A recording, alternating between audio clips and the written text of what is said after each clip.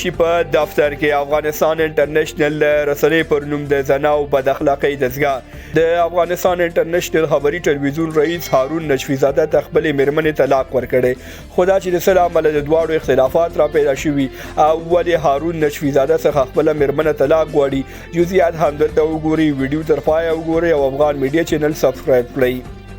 د افغانستان انټرنیشنل ټلویزیون چې په امریکا کې خپل رسمي څانګه لري، د جمهوریت له سقوط وروسته په دغه هیواد کې د جلاوطنو او تښتېدلو خبریالانو له لوري د امریکا دولت په مالی ملاتړ جوړه شوې او د تلویزیون په شمول پکې د هیواد د ګڼ شمېر خبري رسنیو مخکښ فکري غلامه خبریالان په غلامۍ بوخت دي.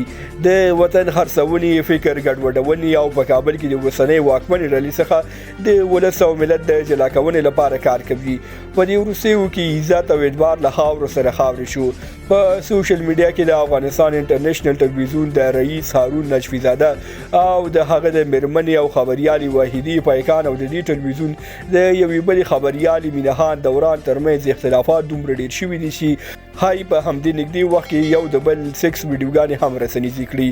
واحده پایکان چې د افغانستان انټرنیشنل خبري ټلویزیون د رئیس مېرمنه ده او په دې وروستیو کې له خپل خاوند سره اختلافات دومره اوج ته رسېدلي چې د یادې رسنۍ ټول کارمندان ترې په تنګ راغلي دي. اوس یې د عذاب پرېکړه کړې چې له خپل خاوند هارون نشفي زاده څخه طلاق واخلي. اصلا کیسه څه ده، ولې د دې دواړو ترمنځ اختلافات دومره زیات شول چې تر طلاق رسېدلي دي. ویډیو مه سکپ کوئ، زه مو له هر راز خبروم.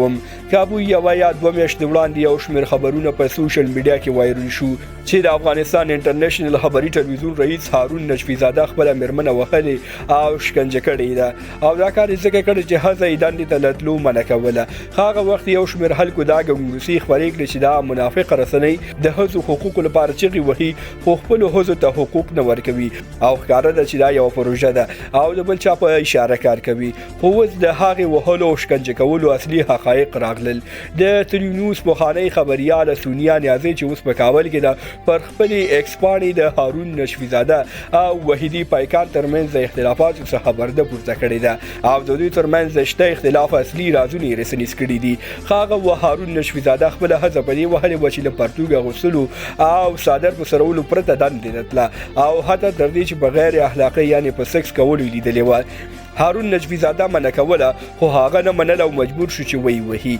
اوس تازه وحیدي پایکان هم په خپل خاوند هارون نشفي زاده تور لګولی چې د افغانستان انټرنیشنل د تکړه خبریالې مینهان دوران سره اړیکې لري او هغه ادعا کړې ده چې د دواړو سکس ویډیو کلیپ هم لري. مینهان دوران د همدې ټلویزیون د بلې همکارې شبنمهان دوران خور ده او تر اوسه یې له هارون نشفي زاده سره د خپلو اړیکو په اړه څه نه دي ویلي، خو حتمي به یې ورسره اړیکې موجودې وي ځکه چې وحیدي پایکان ویلي چې هغه سره سکس ویډیو کلیپ شته دی. اصل خبره دا ده چې دا یوه رسنۍ نه ده، یوه پروژه ده چې هم افغان بدناموي او هم افغانستان. تاسې په دې اړه څه نظر لرئ؟ کمنټ یې کړئ او ویډیو له خپلو نورو ملګرو سره شریکه کړئ. تر بیا ښې چارې لویه لمومل شه.